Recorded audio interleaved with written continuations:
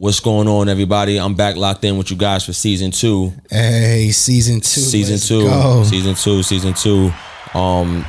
Ecstatic that I got through season 1. I'm ready to get going again. Season 2, I want everyone to be prepared. We got a lot of special guests for you guys coming forward. Whether they're in law enforcement, whether they're not in law enforcement, but we got a lot of special guests that want to give their opinion as it pertains to law enforcement. So just be prepared for, some vulnerable moments with the people other than myself that have a very strong opinion on what law enforcement is. Obviously right now, as you can see, it's myself and Frankie. What's good, everybody? Right, talk to the world. Welcome back. Right. You already know I had to come for season 2. Absolutely. I'm excited. As Maurese was stating earlier, we got a lineup this season. We got some interesting people, conversations that yet to be heard, but once they're heard, people are going to be able to connect to in different ways or even be enlightened. So definitely tap in, stay tuned, and we got a lot to talk about this season. Sure indeed. Shout out to my man Kenneth King. He couldn't be with us. Kenneth King. We gonna keep holding it down for you. We'll see you on the next season. Right now, Kenneth is taking care of some things that obviously everyone has to get their priorities in order, and his priorities are in order, but he's making sure he continues to keep priorities in order. So right now we couldn't have him on the show for this season, but next season we'll have him back for you guys. Facts. Let's jump into it. Let's do it. It's crazy. Me and Frankie was in the car the other day, and he says to me like, yo, bro, with the whole, I guess, Crime Stoppers thing, with police responding to crime, police don't necessarily stop crime, correct? Right, and he goes, police more so, or respond. You say to me, police more so respond to crime, not stop it. Right, they come after the fact. Exactly. And when you said that, I said, yo, we gotta touch on that, because what I say in the car, I said, that's exactly correct. Right. That is correct. Like, we don't stop crime. Right. We respond to crime. Or we respond to potential crime. Right. And when we get there, we try to figure out if a crime ensued or not, actually indeed ensued or not. Right. And then we go, obviously further with whatever we need to do pertaining to the situation. But this whole idea that cops stop crime, that's not the case. Right. They could stall it. You can try to, you can stall it. They can help maybe prevent it. Presence is very important. Right. You know what I'm saying? Sure. So presence in itself may potentially, like you said, stall a crime. Right. Doesn't mean it's going to stop it. Right. Because bottom line is, there are people who have seen cops maybe a block or two over, and it's like, well, shit, he's over there. Let me get ahead and do what I was going to do real quick, even though he's right around the corner. He or she's right around the corner. So I know on a political side of it, it's very easy to say, hey, this is a testament to what our cops are out here doing, the hard work that these men and women are putting forth, which I'm not saying they're not putting in hard work. Obviously they are. Right. What I mean is taking responsibility for crime being corrected and saying our police officers, whatever department, is out here, our police officers are out here consistently preventing and stopping crime. And that is a testament to the hard work and dedication that these men, contribute to the actual cause in itself of law enforcement. Right. And I just wanted to make sure that I clear up some things when it comes to that, because I've been on patrol my whole career. And I am not a crime stopper. I don't stop crime.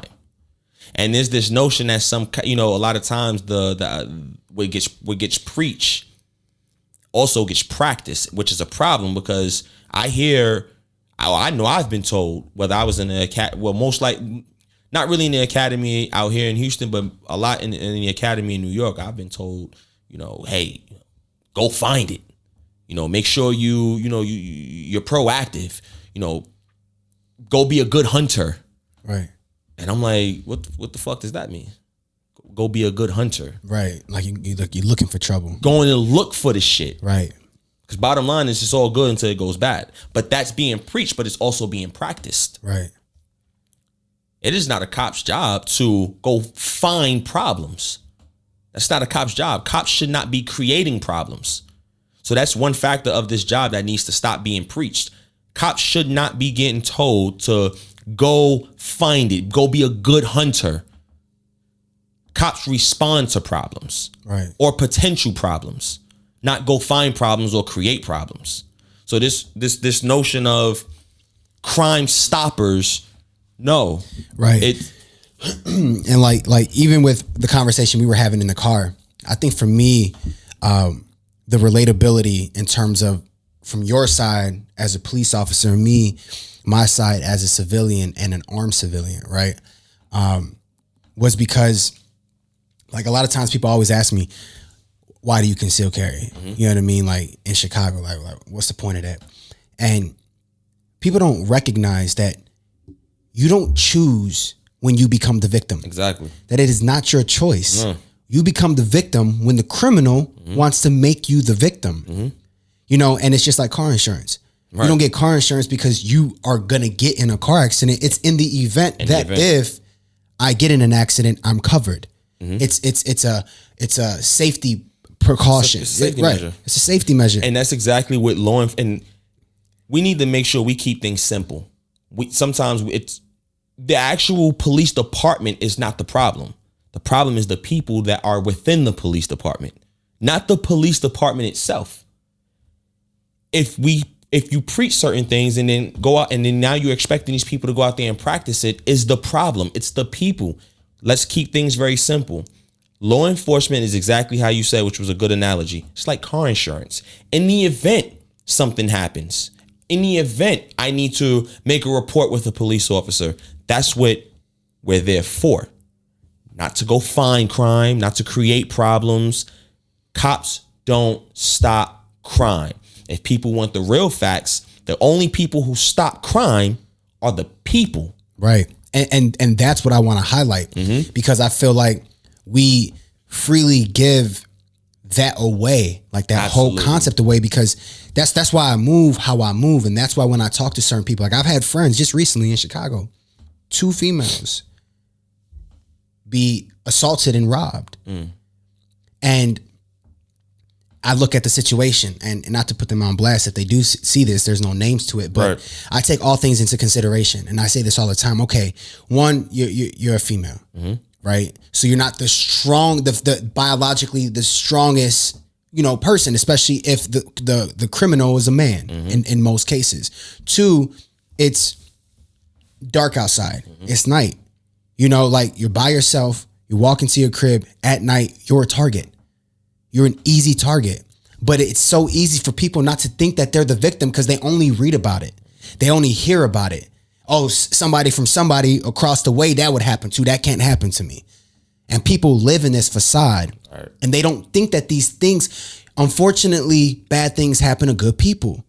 That's just the unfortunate reality. Right. And so therefore, if that is true and you're not delusional to that reality, you also need to take precautionary methods to make sure that you are at your most optimal state of mind in situations so you don't become those victims. Right. You know what I'm saying? That's why for me, it's like, okay, for instance, when you're in transition from point A to point B, don't be in your phone. Right. Pay attention. Don't be looking down in your phone while you're walking. That's crazy. I see that in Chicago all the time. Everywhere. And I'm not saying, all right, don't check your phone real quick. Okay, cool. 5 seconds, boom, in and out. But I'm talking about people are literally like, while they're walking, just and will randomly look up and getting ready to walk dead smack into a person too. And it's like that lets me know how oblivious you are of what's going on. And you are literally a victim to get robbed. They actually did a poll.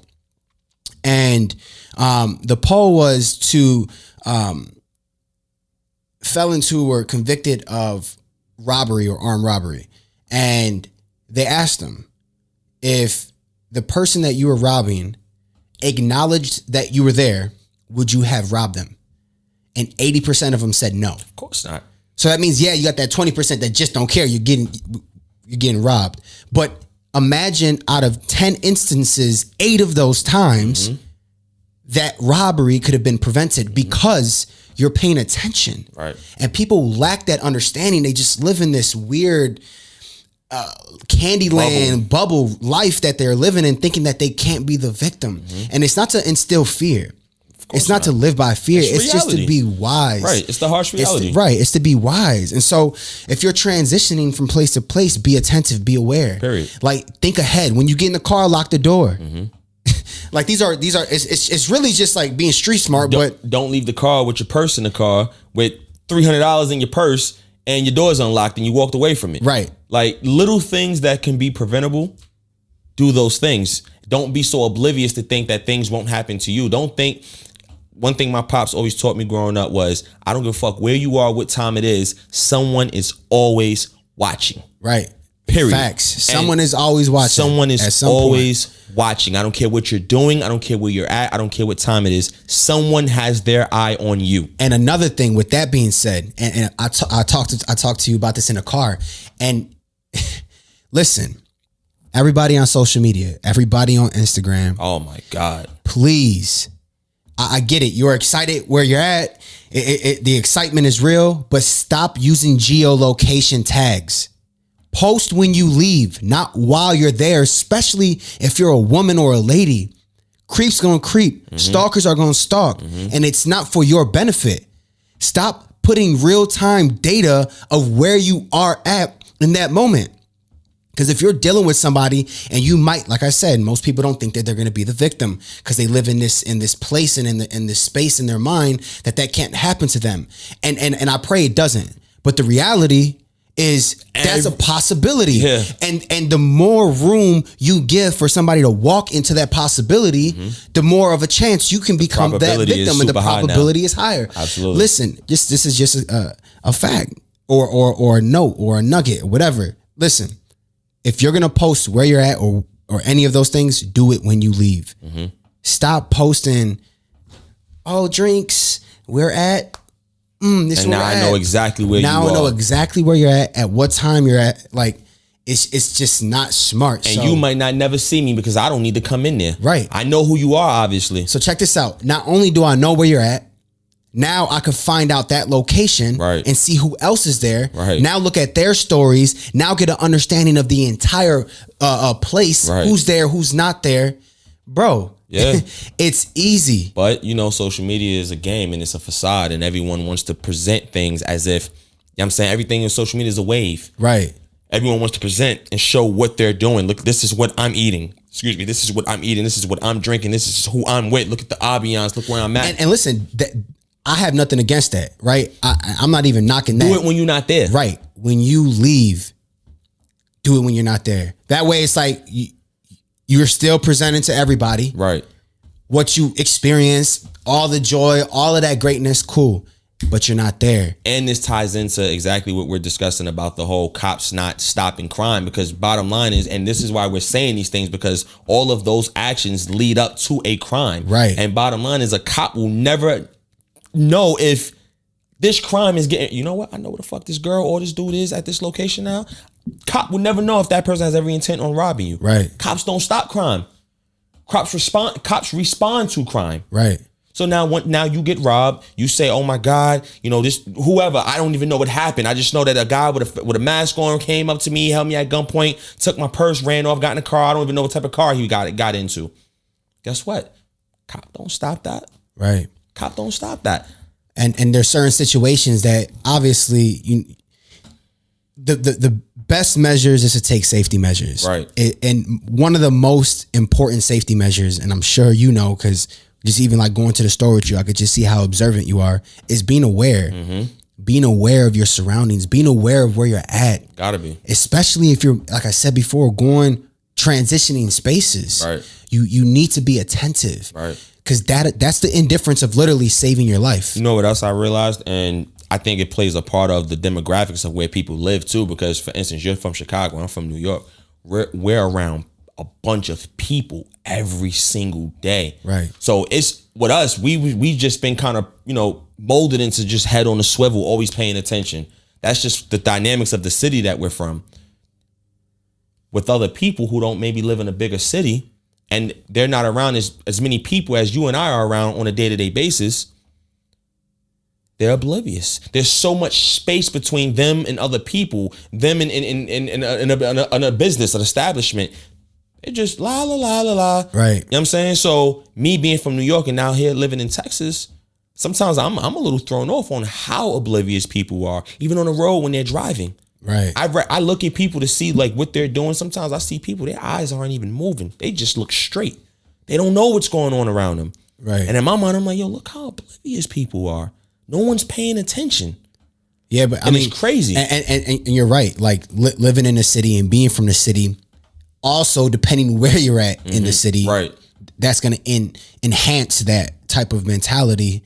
But I mean, even now, people in Chicago now, like I see it all the time. Like they're not paying attention, right? You know, like yeah, we're quicker, yeah, we're moving, but are you really aware? Right. And I think even that in itself plays into how people are in their day-to-day life is they're not even aware of the moment.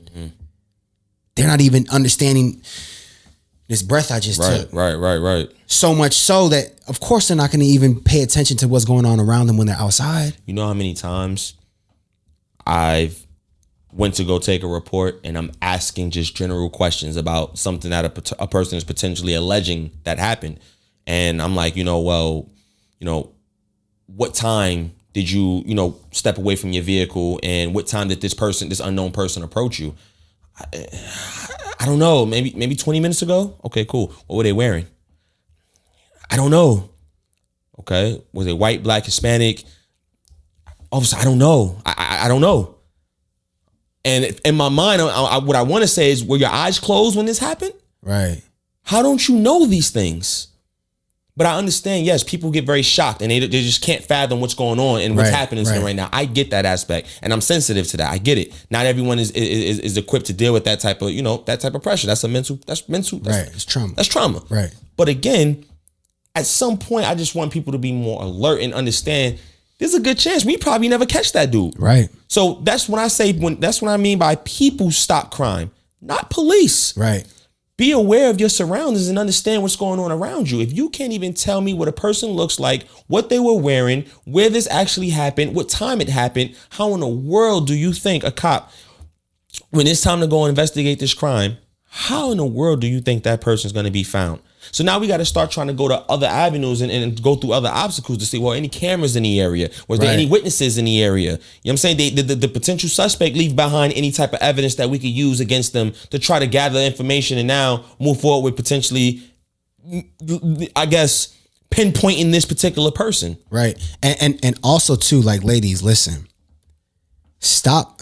I get it. Women love that independence, but you're still a delicate being. Mm-hmm. You know what I'm saying? Like, women, if you're walking home and you just left a group of men, one of those men need to walk you home. Like women shouldn't just be wander off by themselves without protection. Like, we got to protect our women. Right. It's super important that is understood. Like, my mother would, she's a walk her to her car, or take her to the, like, that's how I was raised. Mm-hmm. Like the men nowadays, man, they kind of getting soft. Like, they don't even, you don't have to be my girl.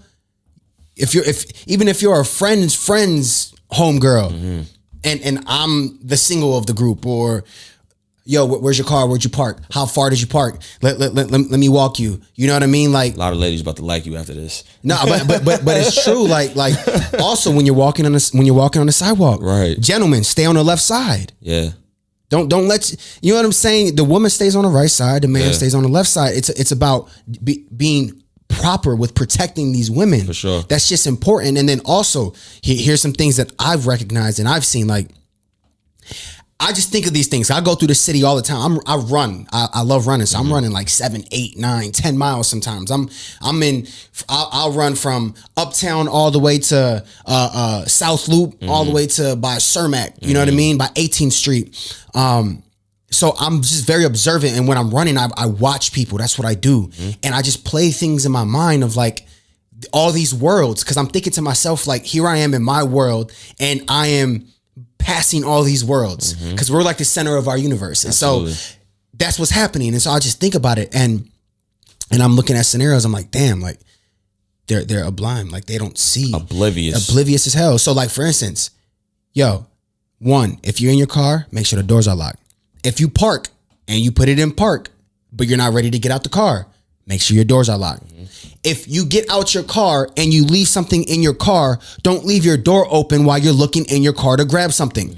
Get back in the car, close the door, lock the door, find what you're getting, then get out the car and close the door. Like just things like that, simple things, because now, okay, she's digging or he's digging, he's in his car. Oh man, that's a stick up. That's an easy stick up. And I think what's crazy is I think some people would look at this in a very simple-minded aspect and say, well, you're living in fear. And it's like, that's not living in fear. I live the most joyful, peaceful life. 100%. I don't operate in fear. I'm just aware it's just of possibilities. Be aware. Right. I'm not asking people to live in fear and operate in fear. I'm telling you, be aware, because I recognize that I've had a lot of people say to me, well, what are you going to do about this? And I tell them, ma'am, or sir, ma'am, listen, I'm gonna do a report. I'm gonna go based off what you told me. I'm gonna go ahead and get this to whatever concerned division that's gonna investigate this, and it'll be an active and open investigation. And if an investigator needs to get in contact with you, they surely will. Right. And a lot of people that I've encountered aren't happy with that. They're like, well, so you're not gonna go look for him? I'm like, ma'am or sir, you don't even know what this person looks like. Who am I going to look for? Right. I'm going to look for a ghost? Right. I don't even know who I'm going to look for, or who I don't even know what to put in this report as far as to put a description on this person. So when it says suspect, that's going to say unknown. Right. Who knows? You don't know. How do you expect for me to know? Right. And I think there's this notion that, again, that cops stop crime. Right.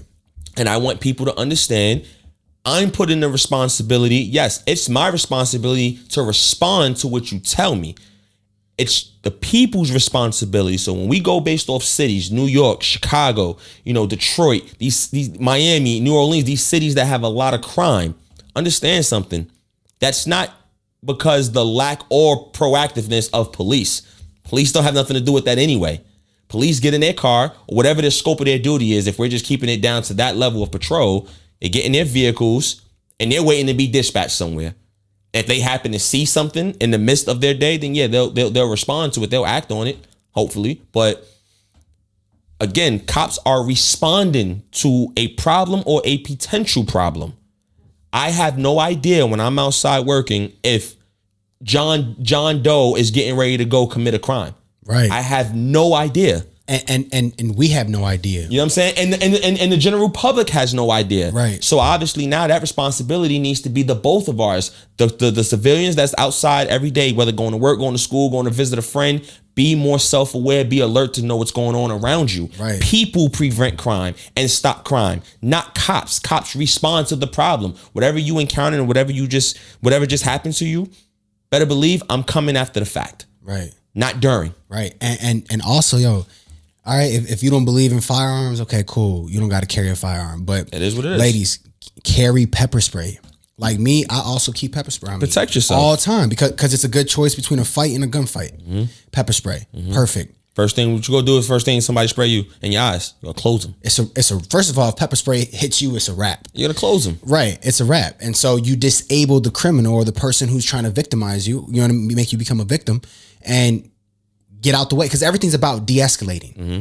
And so that's something that I've been trained in, being, an armed civilian is like, I'm not armed because I'm like, oh, I can't wait for somebody. I want some bullshit. No, to like happen. that's the complete opposite. Absolutely. It's because I'm aware and I have understanding. Well, you're a responsible gun holder. Right. Absolutely. And I train and I practice, but it's all about de-escalating first. Mm-hmm. It's never about, all right, bet this is going down. I'm protected. I'm good. I'm going to show off and show out. On my bullshit. No, like if I know I could talk my way out of it, if I know I can remove myself from out of it, that is plan one. Mm-hmm. That is course of action numero uno, my friend. Mm-hmm.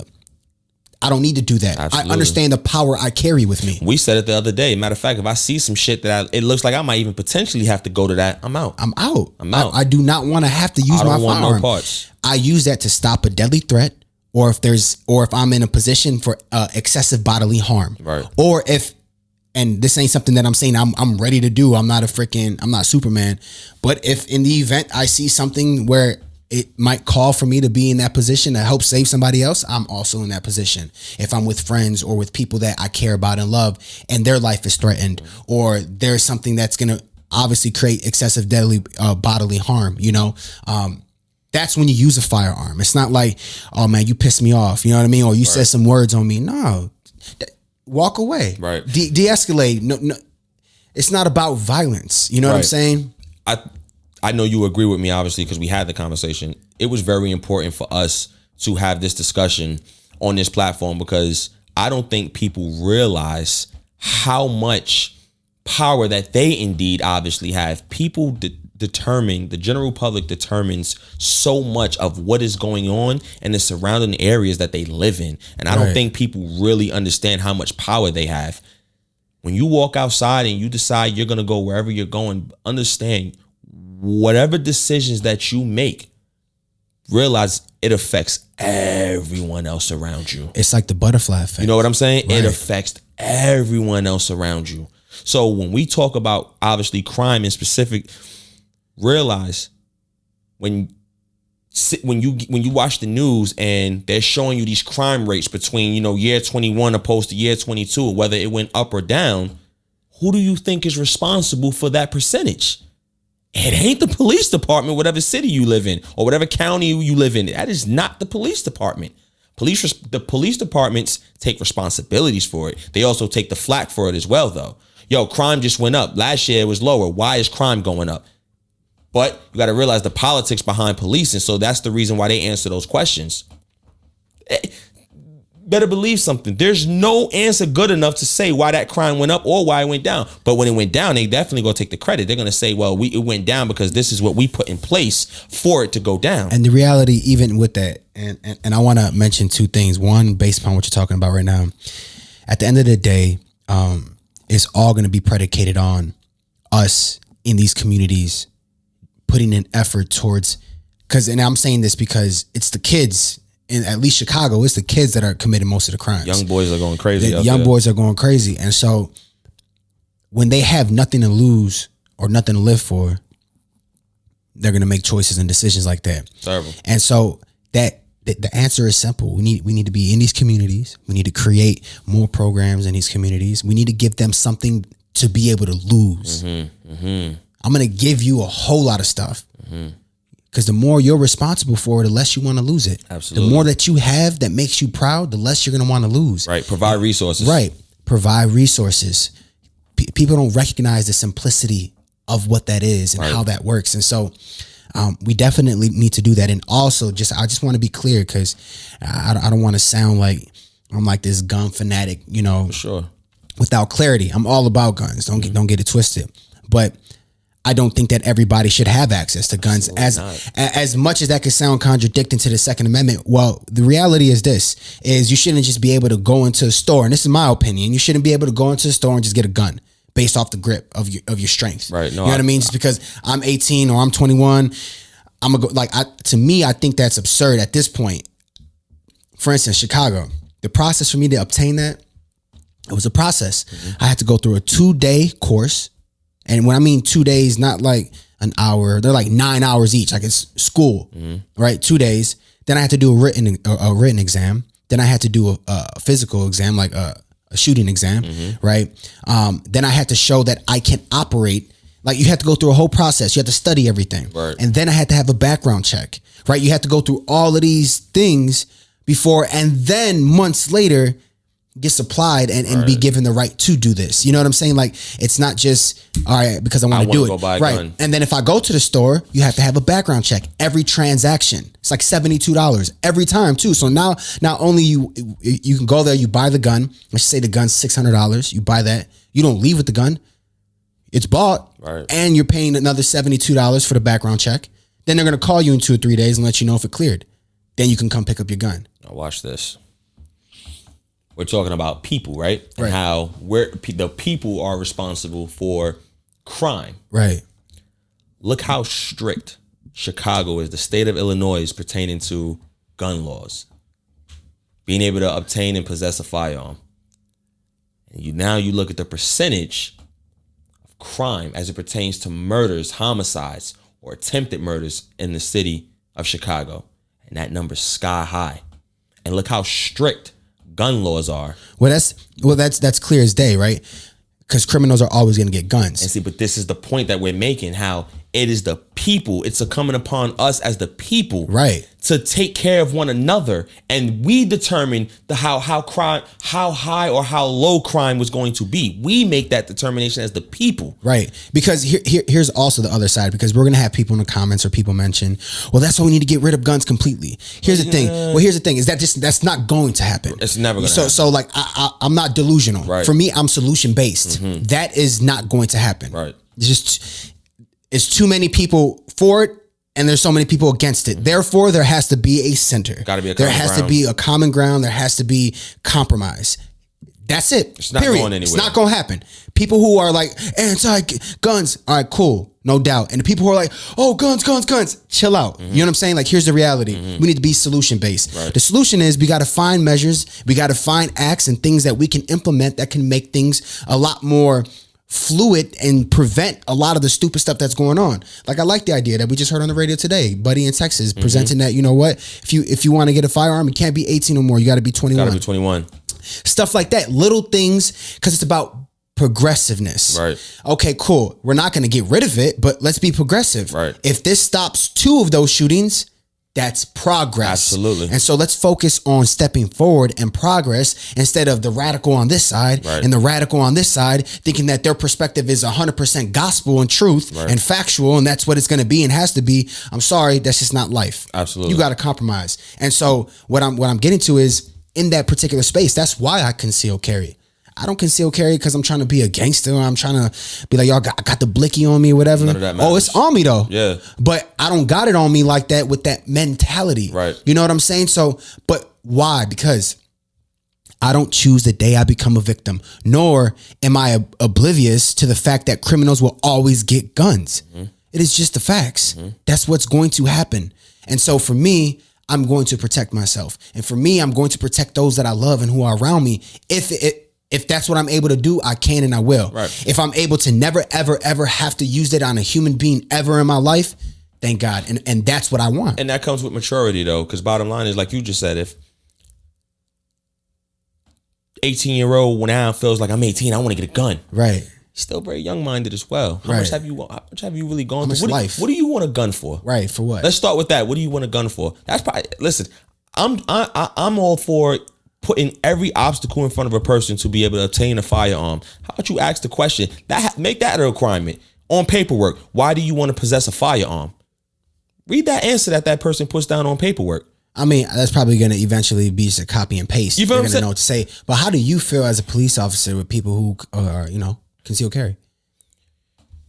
I mean, I don't mind it. Because you live in Texas now. You're Right. from New York. Right. I'm from Chicago. We got strict gun laws. For sure. Not everybody out there is concealing, but we're in Texas. Everybody got a gun out here. Every single person. Right. So traffic stops, or patrolling, or when you got to engage with everybody out there, like how is that engagement, and how do you feel knowing that your people around you also have firearms on them? I mean, it don't bother me, because bottom line is, I'm going to make sure, again, I'm extremely vigilant, and I'm extremely self-aware, and I pay attention to everything that's going on. I'm not saying everyone lacks at some point, everyone gets comfortable at some point, but I'm generally on point with everyone that I interact with.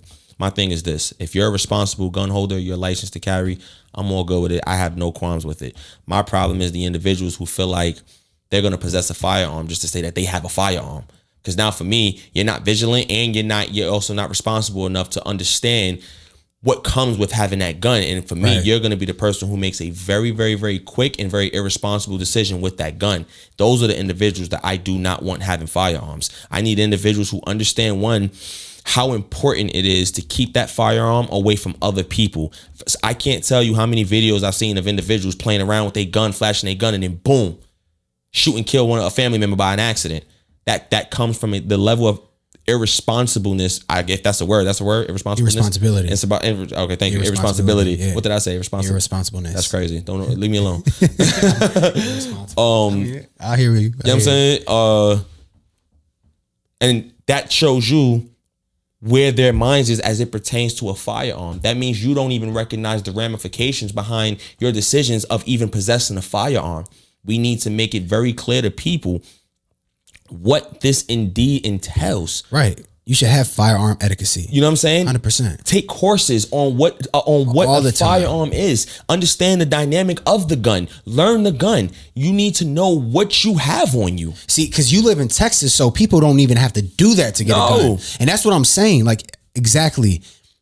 The process that I had to take in order to have that, I had to learn all of this. Mm-hmm. I had to understand the legalities. Right. They teach you like, this is permissible and covered and protected by law, and this is not. This right here, although you think it is, it's not. Right. And Chicago's a little bit different, even when it comes to home intrusion. Like it's different in Texas. Like stand your ground. In Florida, it's different, but that's not how it is in Chicago. Same in New York. You know, like for instance, I can't be with my let's say I hear somebody breaking in. I can't be like right there behind the wall. Right. You know what I'm saying? Like right. ready for them to come in. Like, ooh, nah. Because forensics is gonna see that they got shot as soon as they entered. Now, obviously, everything's about what you can prove in court, right? So in a situation like that, get on the phone, boom, boom, 911. There's somebody trying to break in, and I announce, I got a gun, don't come inside. Like there's different things that you need to do. It's not just about, I got a gun, I'm ready to shoot somebody. And you also don't have to, even if you decide that you're going to, because you got to remember, there's nothing as it pertains to the proper etiquette with a firearm. Nothing says when it's time to actually point your gun at a particular person. So even if someone, let's use that same example, someone is breaking in your home and now you're actually seeing them and now they're inside, doesn't mean you got to shoot them. Right. Definitely means you can extend out and point out and say, listen, I'm just letting you know, obviously, I got this on me. Like, you know what I'm saying, I got the grip. And in the event you do anything in this house that threatens my life or anyone else in this house, I'm telling you, I'm going to use it. Right. It'll be in your best bet to leave. Get up out of here. Right. You don't got to shoot and kill him. Exactly. Yeah, listen, hold him at gunpoint. I already called the police. They're on their way. It'll be in your best bet to just leave. Right. Shoot and kill him. That's the responsibility of having a firearm. Exactly. Knowing what you can and cannot do. Because now if you shoot and kill that person. Yeah. He was in my house. Right. Okay. Did he pose a threat to you while was he in your house? Right. And see, forensics will show that. See, people don't understand that. Right. Did he pose a threat to you while he was in your house? But it's also different though out here. Like, it's different in Texas and in Florida. Like in Chicago, you can't do that. Like you have to, it has to be like they're coming at you. Like an actual like. Well, what a lot of people don't know about, and I've seen stand your ground. Right. I've seen it go both ways. Like I've seen situations where person broke into the residence and they were shot and killed. I've seen it where I don't know if that individual actually had a weapon on them and that's why they were shot and killed, or I don't know if they did not have a weapon and they were still shot and killed. I don't know how those situations have panned out, but I know I've already seen those situations play out in the state of Texas to where someone breaking and entering into a residence or a business and they were shot and killed. I don't know if you can do that. And I'm going to be honest, I don't want to give misguided information on this podcast. So I need to make sure that I look that up to see how that pans out. Well, if Texas is like Florida, and I feel like Texas is a lot more acceptable to gun laws than Florida is, I'm pretty certain it's stand your ground. If you break and stand enter, your ground against what? Because I don't know if you can defend against property. Yes, it's your property, 100%. Now, if they're in the front yard or something like that, but if they're breaking in and entering your home, you have the right to shoot. I'm not saying that in Chicago. I know you don't. I gotta look that up. Yeah, look that up. I gotta look that up because I need to. My thing is, I don't know, bro, if you could defend against property, man. I really don't. I think there has to be an immediate threat to you or someone else for you to be able to. You know how easy it is to prove that there was an immediate threat? Here I am, it's 1 a.m. at night. Somebody's breaking in through my window. How am I supposed to tell you if the lights are off or this is going on that you're not an immediate threat? You are an immediate threat. You're in my home. You're an immediate threat. You're in my home. Are you upstairs in your bedroom and they are upstairs? Are they downstairs in the kitchen? Well, I'm saying can't be an immediate threat if I'm not in the vicinity of you. Every scenario is different, right? It's not about it's about what you could prove. Absolutely. And so, for instance, okay, there's some guy that's 6'4", breaking in, and there's a 55-year-old, 5'1" woman home because her husband's not there. Circumstantial. Everything's circumstantial. Right. He was downstairs and she was upstairs and she shot him. Guess what the court's going to say? That's a 55-year-old woman by herself alone in that home in a house with a 6'4", whatever. Right. Male who we have no idea what his intentions are. I got you. Circumstantial. Exactly. So everything is circumstantial, and one thing that I know for certain is I can't tell you how I'm gonna act until that time happens. Right. Because everything is like, okay, all this training I've been doing, I'm not gonna know until I'm there. That's why I study every real life scenario. That's why I'm always aware. Right. That's why I study these things, not because I want to live in fear, but that way I'm studying these things. One, I'm looking at the possibilities, and two, I'm able to see if that's covered. Am I protected by the law under these circumstances? Like for instance, I was like, am I protected under law if there's 3 guys trying to jump me? Can I use my firearm? I didn't know that initially, and guess what? I am, because 3 guys can cause excessive bodily harm, which can cause death. So if 3 guys are trying to jump me, I can draw my firearm and shoot all 3 of them. And the narrative is going to be, no one had a weapon, no one had a gun, no one had a knife. They were fighting. And that's going to be the narrative that gets painted at first. Right. But no one had a weapon. Why did this guy? Right.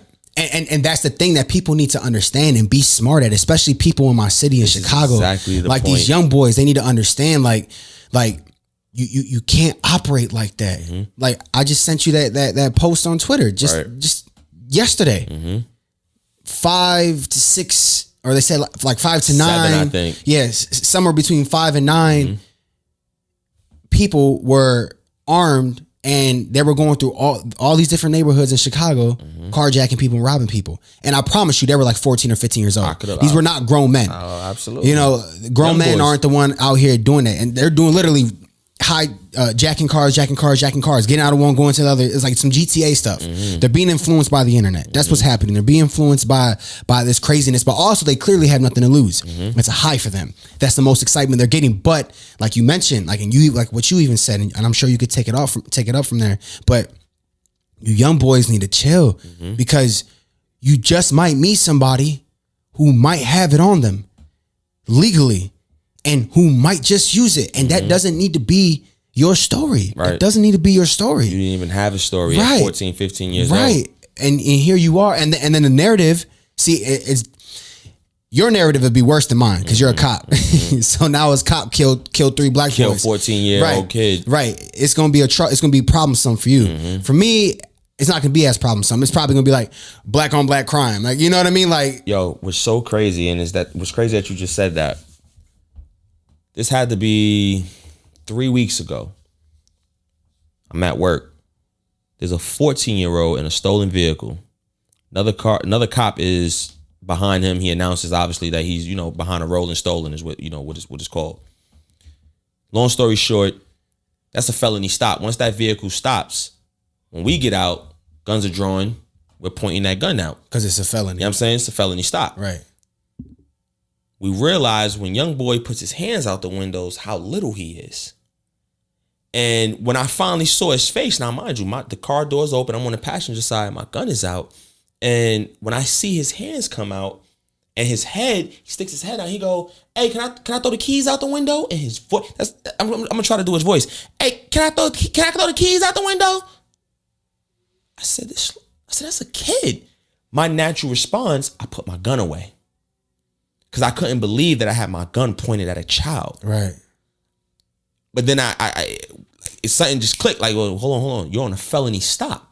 So now I took my gun back out, but now I just kind of, Right. you know what I'm saying? Yeah, like I can't even think of the correct terminology right now, the position that I had the gun in. But nevertheless, that gun wasn't pointed at him. And when we finally got him, like I'm walking him back to our car, and I put my arm around him, and I said, "Yo, I just had my gun pointed at you."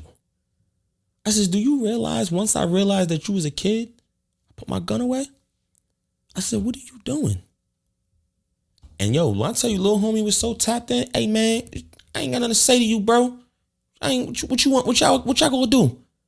And I just couldn't fathom. I'm like, listen, you just had 6 police officers with all their guns pointed directly at you. And it just let me know how young his mind was. Obviously, he's a young boy and he's not really understanding the ramifications of what's going on right now. The main point that I'm making here is what I had to try to make him realize was what he did to me mentally. But I had to point my gun at a child. Right. And I'm like, this is crazy that you're not even realizing what could have just happened. Right. And that's the thing is we don't, I mean, and here's the thing, that's what, if we don't have a specific category to that statement, that's everybody. Mm-hmm. We oftentimes, we don't think of the ramifications of our actions. Right. Let alone somebody who is a lot younger and somebody who has nothing to lose. Right. But this is a message to all the young boys out there who are wilding. It's like, come on. Yo, like, come on. Stop. There's so much more to live for. Right, like, stop. There's more than enough money out here. The time may be rough right now, but get yourself in the right state of mind. And that's for everyone. Get yourself around right people, good people. You know what I'm saying? And it may not be immediate. You may have gone through some stuff. Energy matters. Right. Like energy matters. This is so much bigger than just the young people. This is everyone. Right. I want to make it very clear that this conversation was solely about making people aware that we are responsible for what goes on around us. We just have outside entities that are responsible for any event things don't go the way they should go. Now that's where they come in. These are outside sources. We are responsible for what happens around us and what happens to us. We need to take care of each other and we need to do better by one another as people. Fact. All of the shit that we see in the news and in the media going on out here, that's us doing that. Keep something in mind. And when you say us, you mean just people. People. Right. People. But also keep in mind, cops. When we see something that happened to, a person and it was related to a cop doing something that he or she shouldn't have done, keep in mind, cops are people as well. It's just obviously emphasis put on it based off the scope of the duty. But we all of us have a responsibility to one another to do right by each other. I don't care what's your ethnicity background. I don't care if you're man or female. I don't care what it is. We all need to do better by one another. We are responsible for what happens to each other and for one another. Cops do not dictate and stop crime. Us, the people, dictate that. And I think that's a good place to wrap up, man. Yeah, man. I mean, I think we could pick up from this podcast, like, one, for everyday people out there going out, out and about, be more aware, be more mindful, and be vigilant, So, hey, y'all tap in with us. Go ahead and subscribe. Yeah, trust the process. Yeah, subscribe.